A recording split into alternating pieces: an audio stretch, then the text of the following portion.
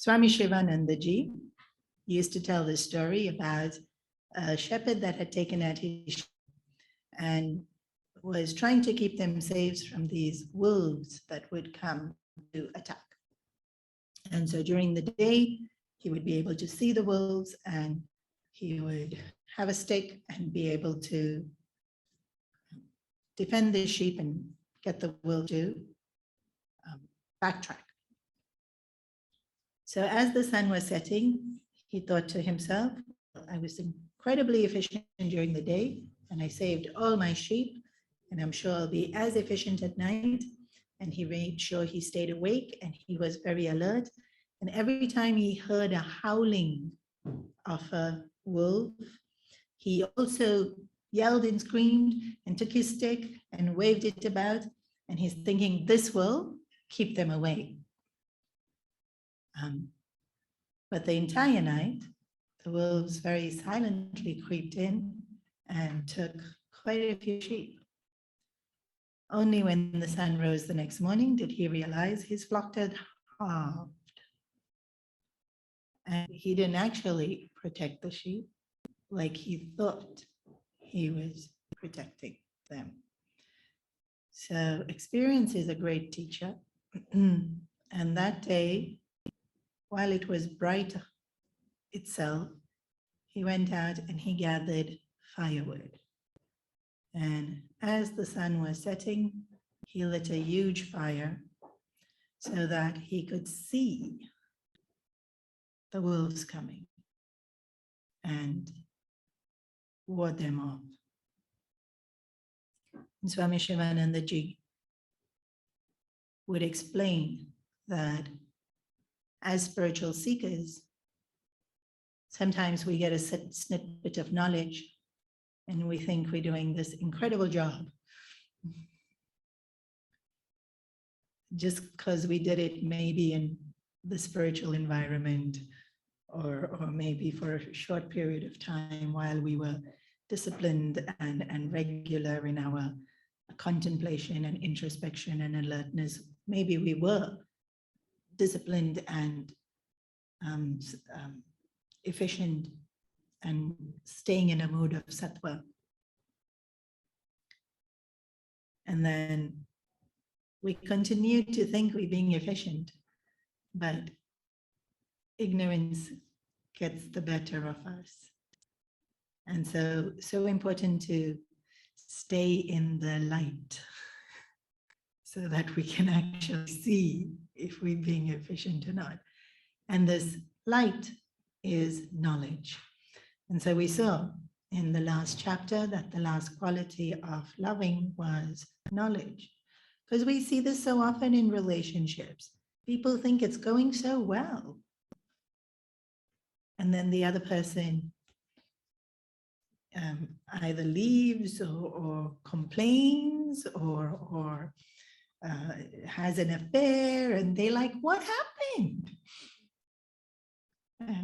And this is the whole, I'm chasing away the wolves because I'm waving my bat around. The wolf's not even there. The one he's responding to is in the distance howling. The one that's quietly taking away the sheep is not even known. So knowledge is such an important part of tuning in, right? So we saw the four techniques, skills that we need. One was to care. In Gurudev's book, it's a sincere anxiety for the beloved, but caring sounds so much nicer. And then the second one is having a deep response, a sense of deep response. To have that connection where we don't have to be told. We can understand without it being spelled out. And when we know people really well, we have that. We have a intuitive understanding. We respond without them necessarily telling us what to do. And the third was respect. And we saw how crucial that was, that we have respect. Otherwise, we end up being insulting. And the last quality is knowledge. So Gurudev said there was 4 qualities, but the scriptures do this. They minimize the number and then they add, they just squeeze it, pussify. Because if you say there's 9 qualities, what, so many? No, just 4. Even in Sadhana Chatushtaya, there's Vivek, Vairagya, Samadhi, Shatpati, and Mumukshutvam, only that. But then one of the qualities is 9 qualities, 6. And then it ends up being 9 qualities. So here too. So these were the 4 qualities that or skills that we need to practice. And then now he adds, well, to be able to do those qualities, you actually need a few more qualities. Okay, what are those? Let's see what those are. We are on chapter 9. Youthfulness, wealth, and property, power, indiscretion, each one can destroy a man. What should we say of him who has all the 4? Beloved children, Jaya Jaya Jagadisha Hare, Namaskaram. No art can grow and shine forth without, number 1, self-discipline, number 2, concentration, and number 3, total dedication. Endless practice is needed to perfect oneself in any art, music, painting, medicine, sculpture, or dance. To live rightly is in itself an art. To give love to others and thus to enrich life around you by your own right living is the subtlest of all known arts in the world. You, my children, are now being taught this greatest of all arts, the art of giving love. Buddha, Christ, Mahatma Gandhi, Albert Schweitzer, the rishis of the Upanishads, the 3 great acharyas, Swami Vivekananda, Sri Ramakrishna Paramsa, Sri Narayana Guru of Kerala, were all mighty artists in giving love and transforming life upon this earth with their love. Love we all have. In fact, all our activities spring forth from love. However cruel or criminal the act may be, when we inquire into its motive, deep beneath it all is the love of the individual for himself or for his dear ones. The art of loving essentially consists in knowing how to cultivate the love sentiment in us and how to give it readily and freely to others around us always. To love another, we must curb our selfishness, vanity, greed, and passions. So long as we have these, we have love only for ourselves. And often what we have may not be found sufficient even for ourselves, and we will have to demand that others lend us liberally their love also, so that we may fulfill our requirements from others around us. To curb these negative temperaments is to cultivate virtues like large-heartedness, humbleness, kindness, and a calm composure of the heart within, continuously. This is self-discipline. Again, practice of spreading love is to be consistently pursued even under very trying circumstances. Often, in our honest attempt to give love to another, the individual himself may misunderstand our attitude, and we may receive but curses from him for all our affection shown, tenderness expressed, or even love given. Silently, we must pocket the insults and learn to love more and more. This is self-discipline. Sometimes we are not in a mood to love. We may be ourselves shattered within, tired mentally or fatigued physically. But a true lover has no excuse for not being able to give love to all. To maintain our love continuously towards our chosen ideal is self-discipline. During each occasion of loving others, we must be sensitive enough to feel its weaknesses and strengths, its imperfections and perfections. To notice them in our own self-analysis is to polish our ways for future occasions. To learn from our own experience is the best school for all arts. This is self-discipline. No artist can grow and reach out to any amount of mastery in his art if he has not sufficient amount of concentration. Concentration is the capacity to continue applying our mind at a point of attention in spite of all possible distractions and disturbances, obstacles and impediments. This is natural in all great artists, and all apprentices will have to cultivate it. When the aspirant has discovered in himself a great enchantment for the art, he gains the necessary concentration in himself for that art. This is to be zealously cultivated, constantly practiced, and carefully preserved. While growing in the path of giving love to others, we must have both strict self-discipline and high concentration.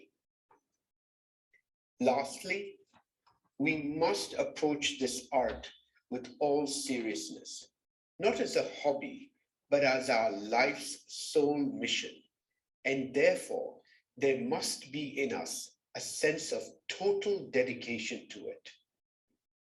The intensity of our spirit of dedication and consequently our ability to make any amount of cheerful sacrifices in pursuing this grand art of giving love will determine the degree of our success in it. One who knows how to give love is a living God upon earth. To gain this mastery is the highest achievement in life. Thereafter, you are never lonely. The whole world is yours. The world itself can never stand apart from such a person.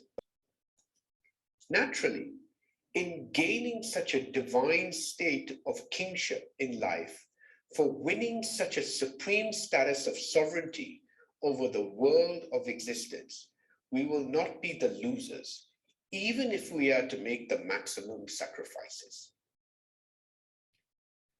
Number one, self-discipline.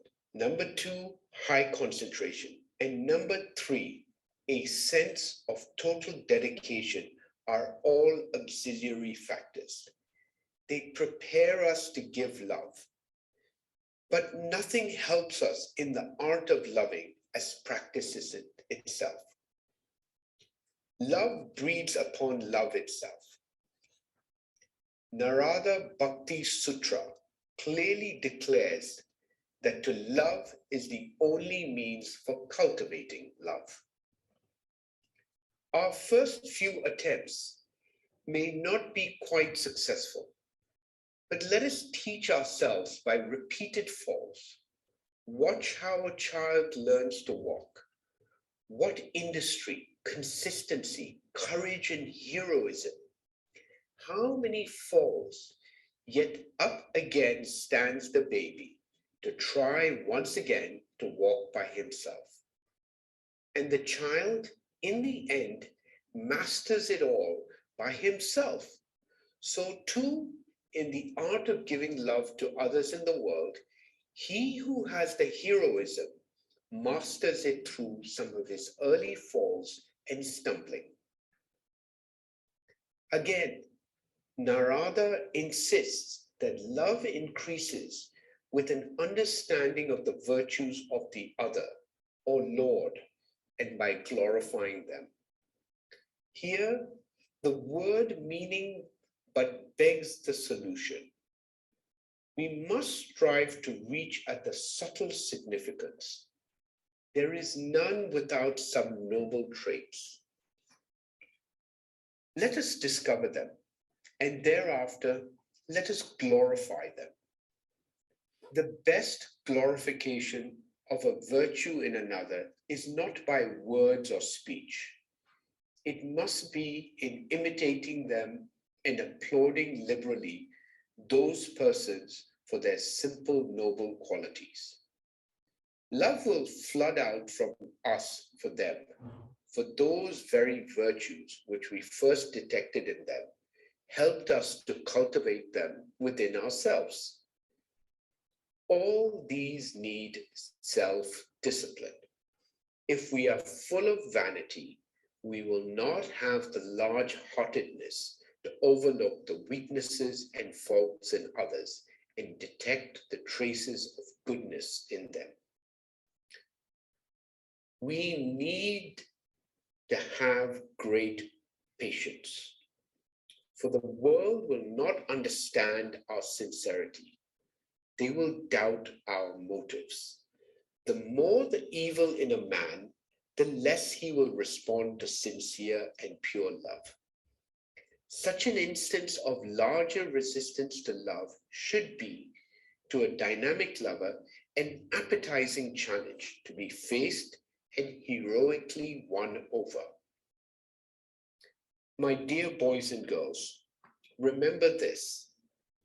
To love others has been the function of the greatest devotees. To give love to others is the privilege of the few. The large majority of creatures are beggars for love. They demand love. They expect to receive love. But you are my children, and therefore I want you all to be true Bharatiyas. Here in this country, our culture insists on a life of giving and conquering the chastened world of beings with our developed and enhanced love potential.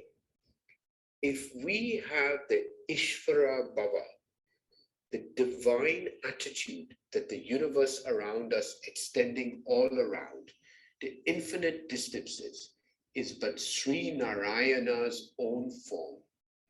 The love we give to his creatures becomes our love offering unto him. Swami Chinmaya, Uttakarshi, 5th September 1968.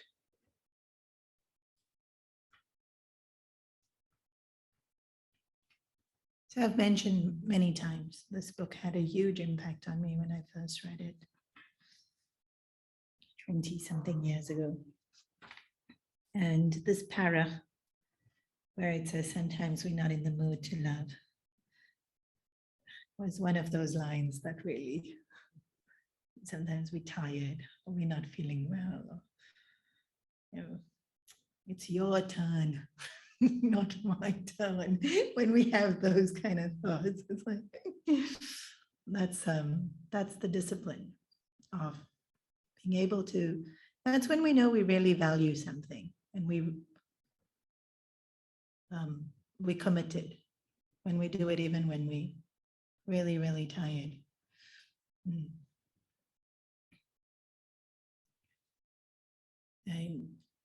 Quite early, I think I was a brahmachari only 2 or 3 years. And I was with Swamiji, and he had his attack, his spondylitis attack. And I was there in India with him at the time, and he was meant to go to London, but he couldn't fly out because the condition was quite bad. And so he sent me as his representative. There was another Swami there who I didn't know. I met him for the very first time. who was taking Swamiji's place and I was assisting. And we did this camp, and it was, he did the adults, I did the children, and it was Friday, Saturday, Sunday. And there was a large age group, and so the kids had to be split. So I was doing back-to-back classes because this age, that age, and then it was already time for the first age again. And then there was family activities, and then there was chanting and puja. And then I think we got to the end. It was like 4 o'clock on Sunday when the camp was over, and they said, "Can you do the closing message?" I was like, "That's what he's here for."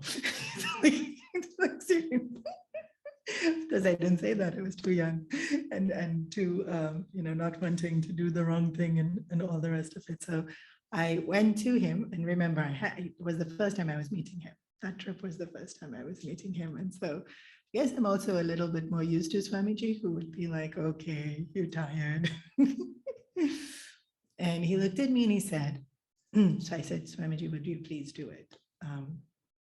I think it would be much nicer coming from you," which was the truth. I wasn't making an excuse. He said, "I'm doing also, but I told them to tell you to do." And I said, "But if you're doing it, we're good." And he laughed and he said, "I know you're tired. I can see you tired. But you need to go inside and find the strength." I was like, "Really? That's what you're going to tell me to do?"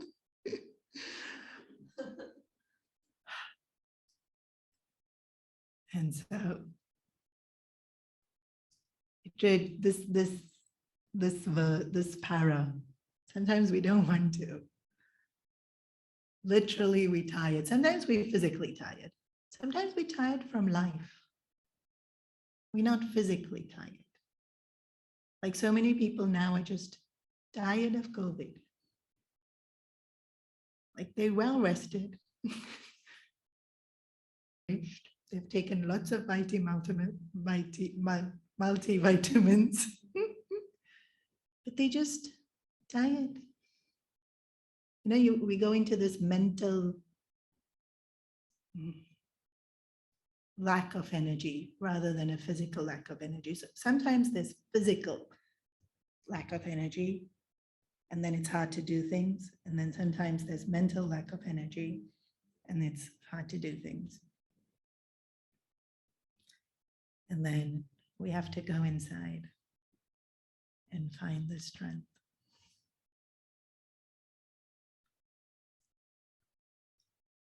And when I went to my room, I think I had like 10 minutes to prepare. So go inside, there's no strength. I'm not going to find any there.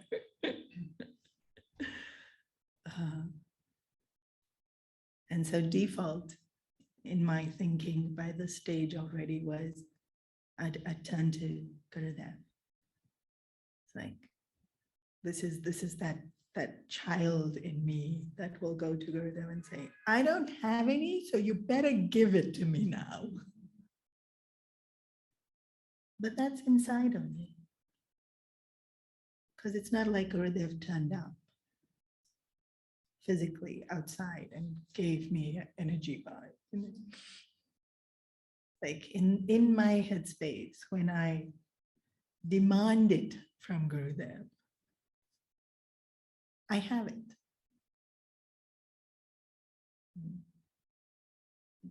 But the sheer connection to the Lord or to the Guru, the mere thought of the Lord or the Guru already is a doorway into infinite strength, infinite knowledge, infinite patience, infinite courage, infinite whatever it is you need. Because the Lord is infinite and infinite in every way. And so it doesn't have to be my strength because I feel I don't have any left. And sometimes I might even feel like I don't have any love left. I'm all out. Like I've loved you and I've loved you and I've loved you, and you've just drained every iota out of me now. There. But, and when we think of Guru, Lord, then it doesn't have to be my love anymore. It can just be his love, her love flowing through me. So, in fact, as we read the paragraph today, I was thinking, I used to do this better. Now I actually get a bit cranky with everyone. But you're not in the mood to, and you still find it within you to be able to. And Gurudev calls this discipline. But it's also that commitment, it's also that dedication that he speaks about later. And it's consistency of effort, it's persistence, it's all those things. It's not just one thing. And it is interesting what happens is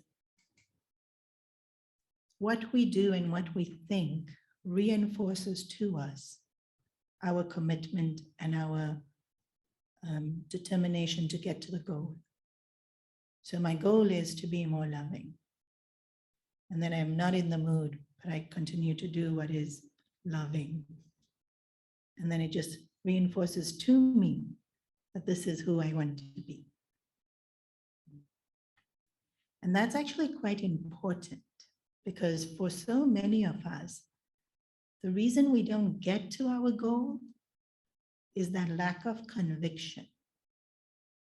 Lack of conviction that we actually want it.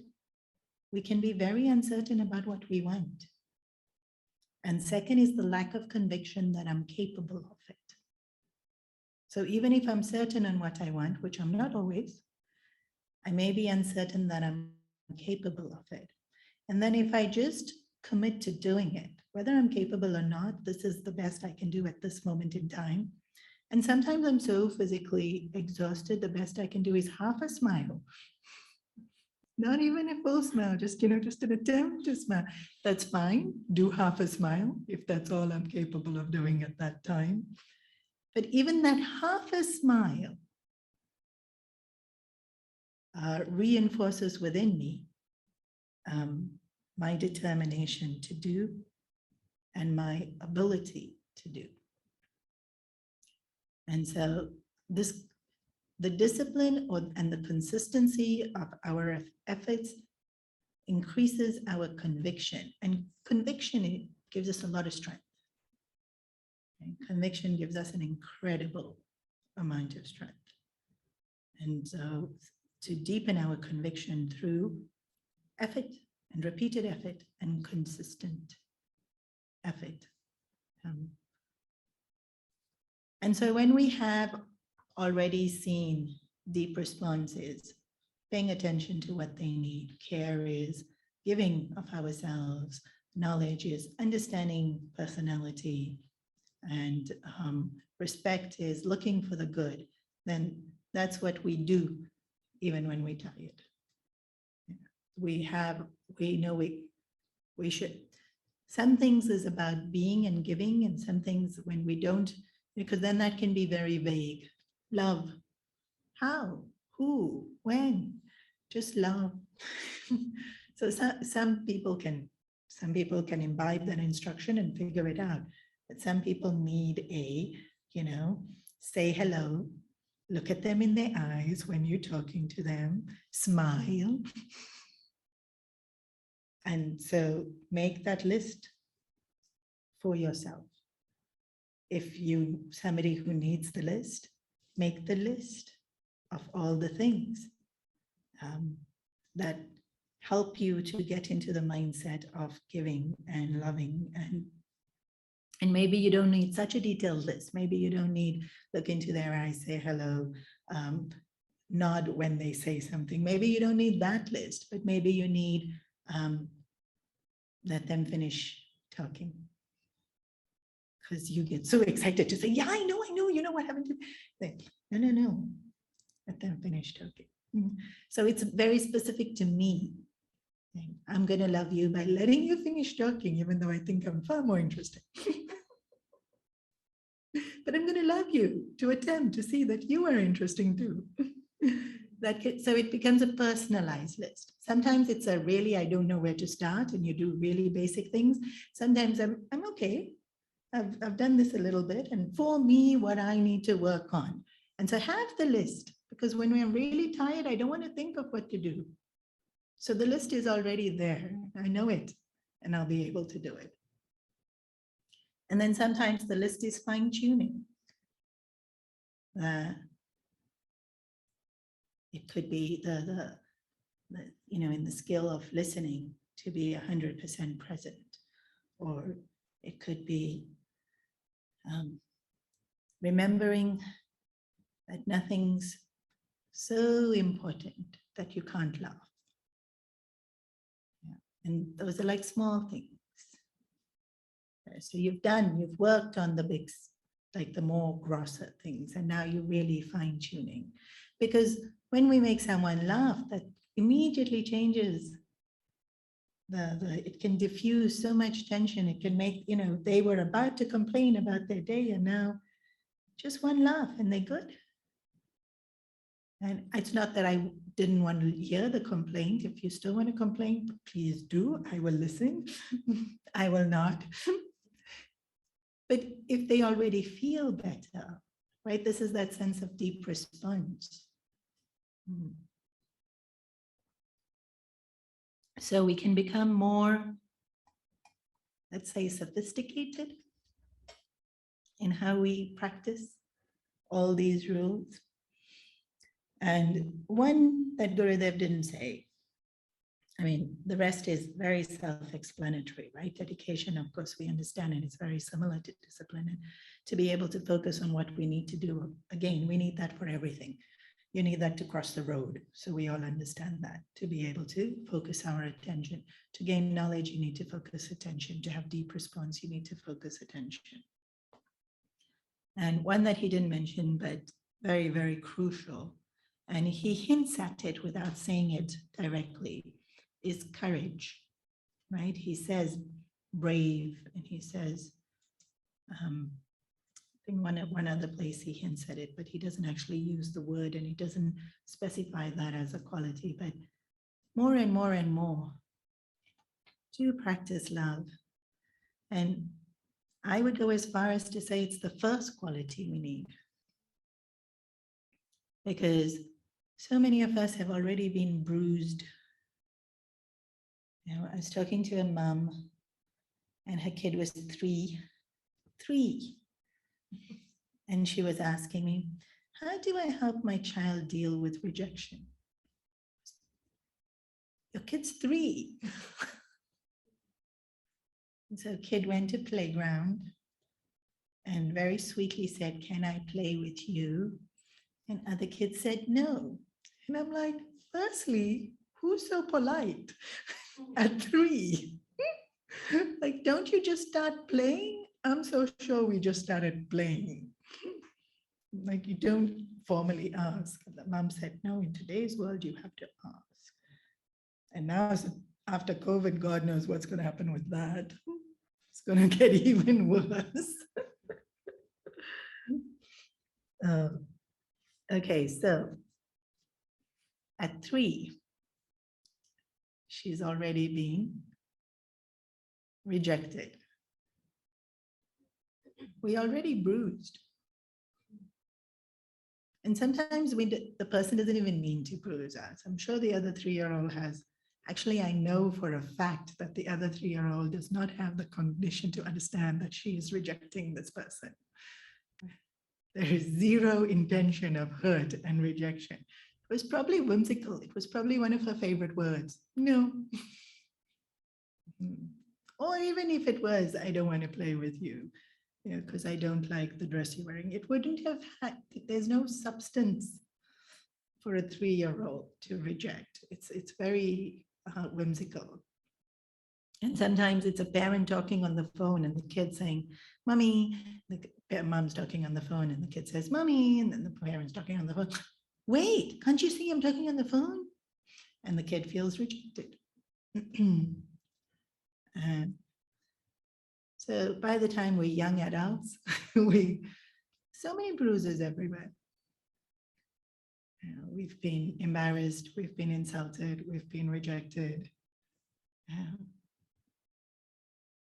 We've been picked at, possibly. I think pretty much all of us at one stage or the other do. Or sometimes, there's, if you live in countries like Hong Kong, Singapore, where there's this constantly moving population, you make such an amazingly good friend and they leave the country and you feel stranded. And so again, no intention to hurt or reject, but we feel. And so we're very scared to love. We're very scared to give of ourselves. And so courage.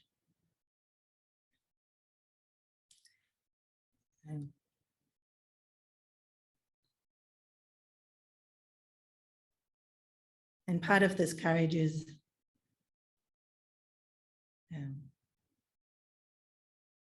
part of the courage is knowing that things can go wrong. Courage is not, I'm going to do this and everything's going to be fine. Part of the courage is knowing it might not be fine. When you read the Mahabharata, because that's what we do, we read the Mahabharata. Not in the bit where the Gita is happening, but throughout the duration of the war. The psyche of the soldiers is incredible. And I'm sure it's true of soldiers even today. The soldier gets up in the morning knowing this could be his last day, because he's about to go into a battle. And so he doesn't charge into battle thinking everything's going to be fine. He charges into battle knowing people die.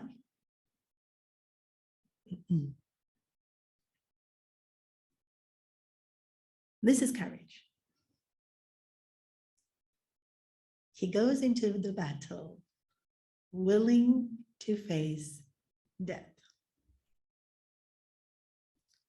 This is phenomenal about a soldier, right? This is one of the reasons we salute them. Like such incredible selflessness to live their life fighting for a cause, willing to face death day after day. And so courage for us, we don't have to face death, but we do have to be willing to face pain, willing to face rejection, willing to face it didn't quite work out. And that can be so incredibly hard. It can mean nights and nights of crying.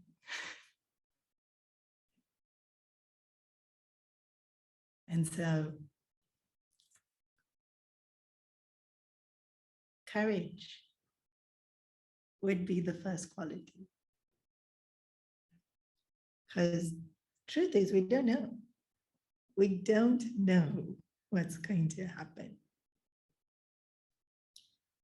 So we love and we practice the qualities of love. And then we wait. And often the scriptures tell us this. The scriptures say, let me phrase this properly. Whatever happens, something good comes from it. So if we use the life of Steve Jobs, just because it's so well known, he didn't attend his classes and he attended calligraphy classes because that was more interesting. And then he did this, and then he did that. And it would have, it's just such a random thing to do, right? Go and sit in on calligraphy classes. But it's not wasted. It doesn't get wasted. It gets used somewhere. And even in my own life, I've seen, like, as a psychologist, I did so many courses. As a teenager, I did so many random things. And as a teenager, to accompany my sister, I did lots of fashion orientated, vanity orientated things, which is so not me. But happily, well, I didn't quite happily go along. I put up a fight, but I went along. And then today I'll know snippets of information about makeup routines, and I'll say it, and everybody will be so impressed. It serves a purpose, not to impress sometimes, or to make conversations sometimes, or to help to connect to a certain type of audience, or to be able to have humor with that topic because I know enough about it. And so whatever we do and whatever we go through is not wasted. So the soldier going into battle and maybe he dies, is his life wasted? No. Remember, we believe in continuity of existence. Like to have lived that kind of courage, to have lived that kind of selflessness, to have lived that kind of immense discipline, already you have that inner wealth of all those virtues, and you're already so much more capable in the seat of meditation. And same thing with relationships. Every relationship is a mirror. Every single relationship is a mirror.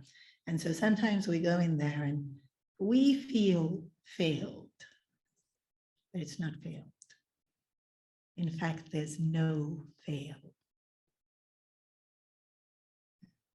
And so it's that soldier going in to face whatever has to be faced. We go in to face whatever has to be faced. And sometimes it turns out awesome. And sometimes it doesn't, but it's never wasted, because in the bigger picture of things, our journey is to moksha. And absolutely everything is a stepping stone to moksha. And so if I learn to be able to forgive, and I master that quality, I'm able to be so much lighter. My meditation will be so much better. If I'm willing to give even when I'm not getting back, my heart is open.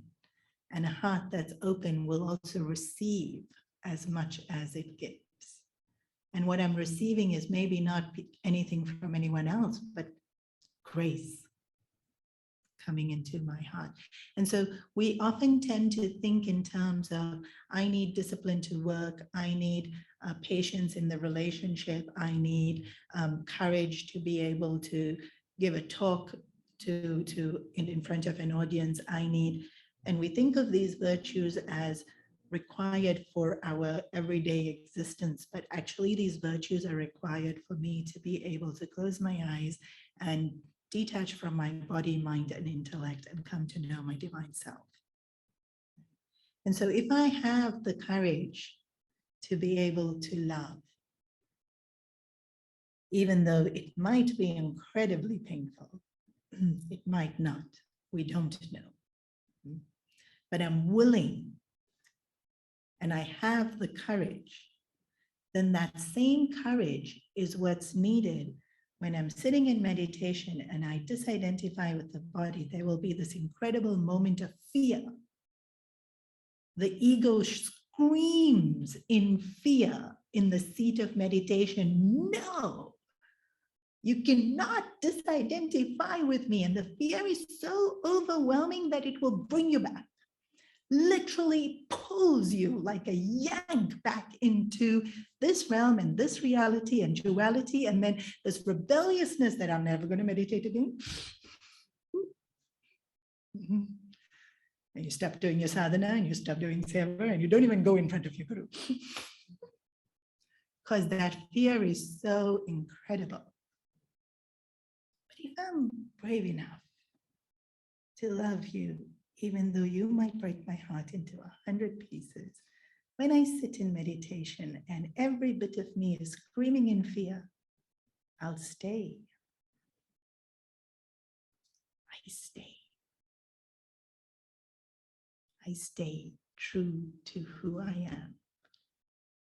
And I'm able to let fear pass. Because it will. Fear will always pass. It's an emotion. No emotion can stay. Every emotion comes, goes. And so I've said this 100 times already. Loving is highly spiritual. Everything about loving is to help us to reconnect with that essence within us, which is love. And so, yes, discipline. And discipline is one of those virtues that get glorified enough. If you want to be good at sports, discipline. It's glorified. We know it's a virtue. Anybody doing weights, anybody running a marathon, anyone doing funky yoga poses on weird rocks near the ocean so that they can Instagram it, discipline. It's screaming discipline. We already all accept that we have to be disciplined. We already know this quality, right? It's a popular virtue.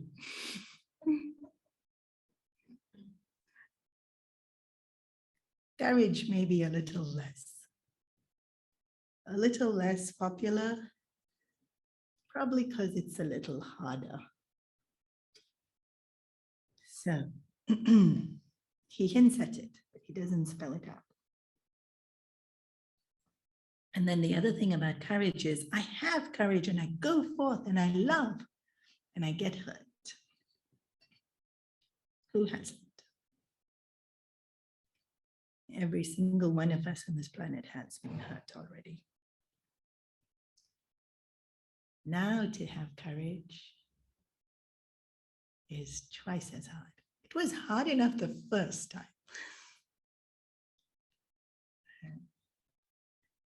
Now to have courage, because the pain is very fresh.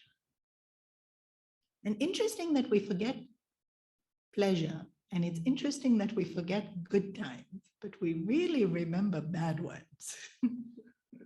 And so pain stays fresh longer. And so now having courage, that's why I liked the example of the soldier in the Mahabharata war. And of course, reflect on it from time to time, because every now and then I have to teach it. And so when you read it, these soldiers, like Dronacharya, Yudhishthira, Arjuna, they really have made complete peace with, I could die today.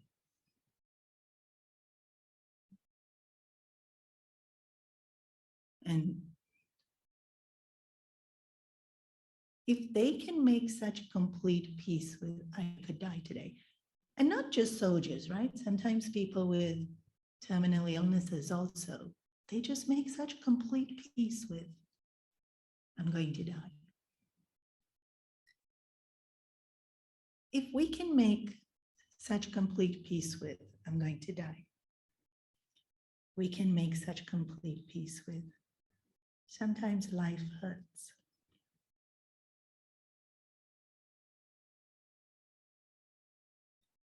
And it doesn't matter how bad it hurts, I'll get through it. And remember, I'll get through it is not me, it's me opening that door to God and Guru and divinity in whatever form I see it, and that strength that I need coming, and the healing that I need coming in the form of grace. So, courage. And we can start small. we can start small and do things that are not as daunting, but make sure we work ourselves up to doing the bigger ones. And then with courage also there's patience, which Gurudev does say. He does mention the word patience. He doesn't list it out as one of the three, but again, he does mention it. And the patience is with the other person. But I think more the patience has to be with ourselves, because we have this interesting dichotomy within us.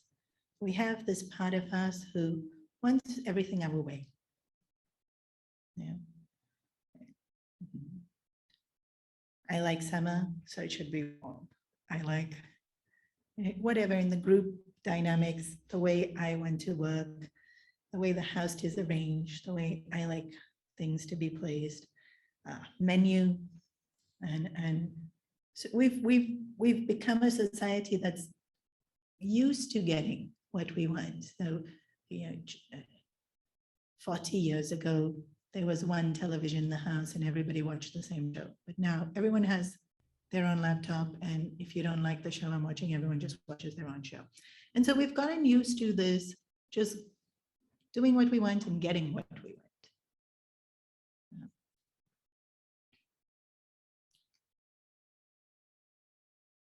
And then there's this other part of us. And so, sorry, this part of us that's used to doing what we want and getting what we want goes out into the world determined to get what we want and wants everything our way. And then there's another part of us which are very hard on ourselves. We shouldn't have done this, and we shouldn't have said this, and we can't do this, and we can't do that, and we're doing it wrong, and we need to improve, and we need to. And so there's one part of us that wants everything our way, and there's another part of us that thinks everything we do is wrong, which is, it doesn't actually quite match. Because if we want everything our way, wouldn't that be the right way? But no, I'm wrong, and I'm not good enough, and I get everything. And so it's this, there's a lot of this noise inside our head. So patience, more than with other people, and we definitely need it with other people. In today's world, we need it a lot with ourselves. So I didn't get it right. Patience. I forgot my list of what I was supposed to do to be loving. And we just be patient. And there was an opportunity for me to be brave, but I gave in to the fear. Oh, and then be patient. There'll be another opportunity. I'll be braver next time. And in the Vibhishan Gita, courage and patience are considered the two wheels of the chariot. That and the chariot of success. And so with ourselves, courage and patience.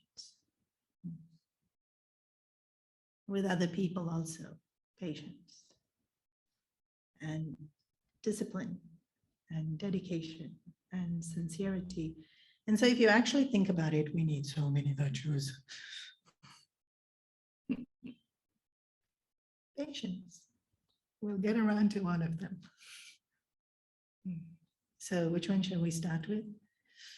Whichever's easiest for you. So you feel like you're getting somewhere because it's easy for you. And then start on the others because this one you got. Because our temperaments are different, and for some people, courage is easy. For some people, courage is actually easy. Yeah. Maybe patience, not so much. For some people, patience, just who they are. It's like, how are you so patient? So start with what you're already good at, And then make that success contagious to the other qualities. And don't allow it to be daunting and overwhelming, because remember, when we go inside to find the strength, to find the courage, to find the knowledge, it's not my courage. It's not my strength. It's all His. I just keep taking what I need when I need. It doesn't run out because infinite. And everyone can take, and it's infinite, and it's never going to run out. And so if I feel I have to do, it becomes daunting. Becomes overwhelming. And the more I realize I just have to tap into that divinity, and then divinity is flowing, and I'm not doing. It's actually easy and lots of fun. And sometimes you're just watching it happen, thinking, wow, this is really cool. And more and more we have that experience. So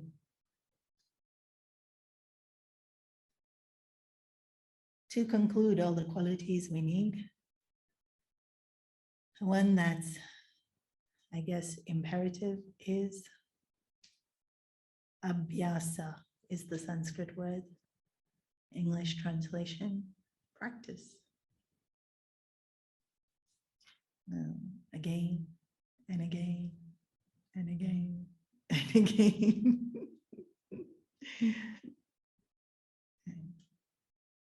Makes us very efficient. Practice makes us very, very efficient. And it makes whatever it is we're doing easier. I was watching some TED Talk on how music is intuitive. And I was thinking, really? Music is intuitive? He was also making a few other points about the brain, and I was interested in what he had to say about the brain. And he was like a super professional. What do you call them? Yeah.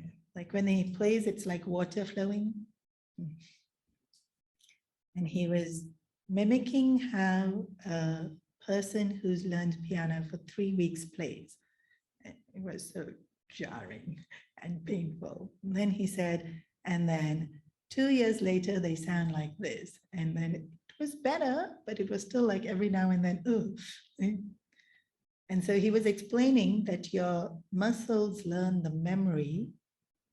By this age, your muscle will learn, and by this much practice, not age, your muscle will learn the memory, so it's automated. By this much practice, 3 fingers will learn the memory, so it's automated. By this much practice, and so I think it's about something like 8 years, your fingers just know what to do. And you sound like water. I'm sure that's not technically correct, but you'll know what I mean. And it was fascinating that you don't sound good because you haven't practiced enough for your muscles to move fast enough. Practice is what makes the muscles move faster, so the music sounds better. And so without practice, you're just never going to improve. And with practice, even if you're bad, you're just going to improve. You're going to improve. See, nothing's wasted. I did a talk on music, and what I learned, practice. And so too with our virtues, when we practice our virtues, and when we practice giving love and seeing the beauty in other people and trying to create a sense of deep connect, we practice it and we get better. All we have to do is keep practicing until it's our nature. Right? When they sit down on that piano, it's just so much ease. We can walk into a room and just brighten it up, and it was not worth it. And then people will say, "You're such a ray of sunlight." You'll be like, "Really?"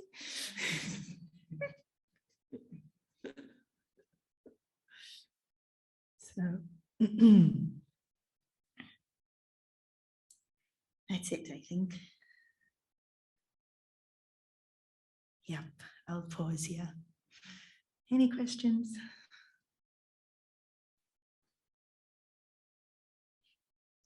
No, because you'll know what I'm going to answer. Practice.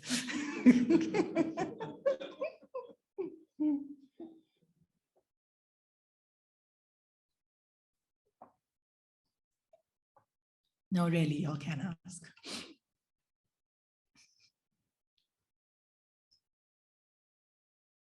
Okay, cool.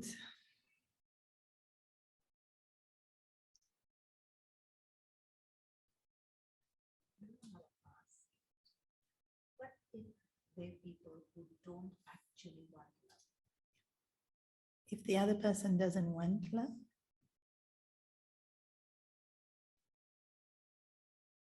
I don't think that's possible, because love's our nature.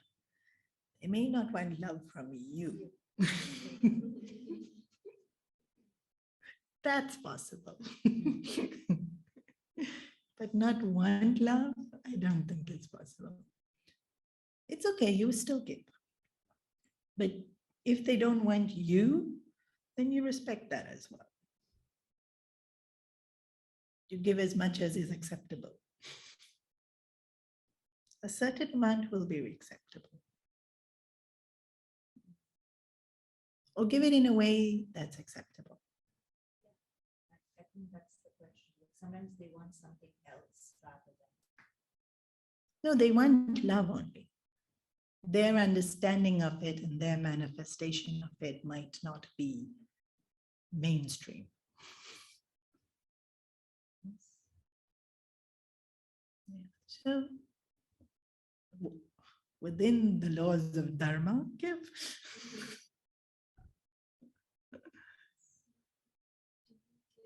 According to how you want to give love, or how you feel most comfortable giving love, or do you give according to how the other person wishes to receive it? How the other person wishes to receive it. But actually, you do both. As long as the way I'm giving is not misunderstood to them. So I give the way I like to give, and I give what they want. Because I don't need to stop being me. But loving them, they should feel love.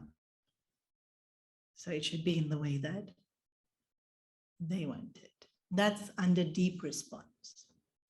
I understand that this is what they need. This is what they are comfortable with. This is what they feel empowered by. And I give that. So sometimes space, sometimes hug. When, which one? Deep response. Need to know.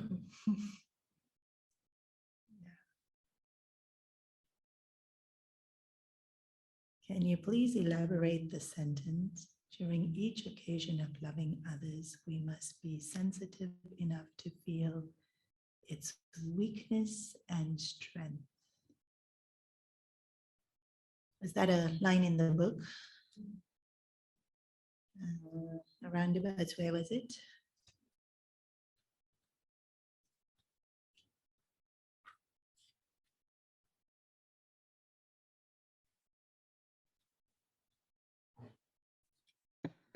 Hariam Swaminiji, it's the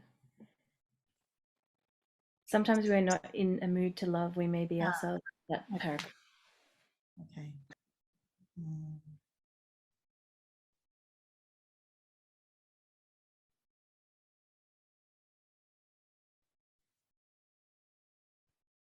So it's not love's weakness and strength, imperfections and perfections.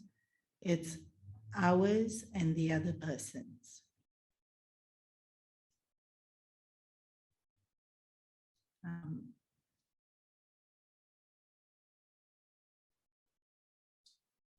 So the occasion of me loving might have weaknesses and strengths, or the other person or myself.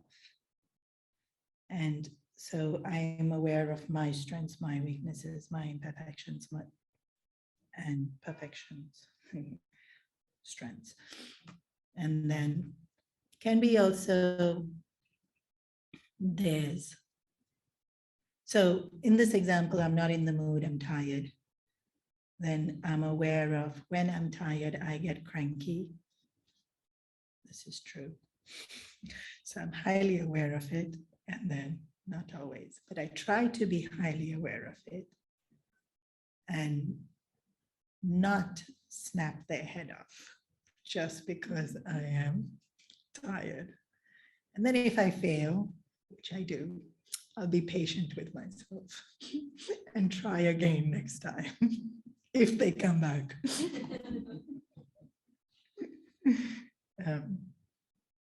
Love doesn't have weaknesses and strength. Love is strong. Yeah.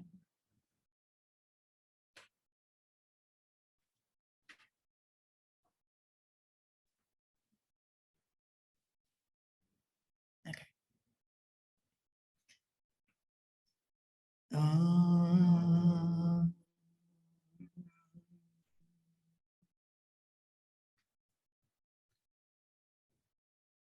Sarve bhavantu sukhinah, sarve santu niramaya, sarve bhadrani pashyantu, ma kaschit dukha bhave, asato ma satkamaya, tamaso ma jyotirgamaya, mrityorma amritam gamaya. Om Purnamada Purnamidam Purnat Purnamudachyate Purnasya Purnamadaya Purnamevavashishyate. Om Shanti Shanti Shanti. Hari Om.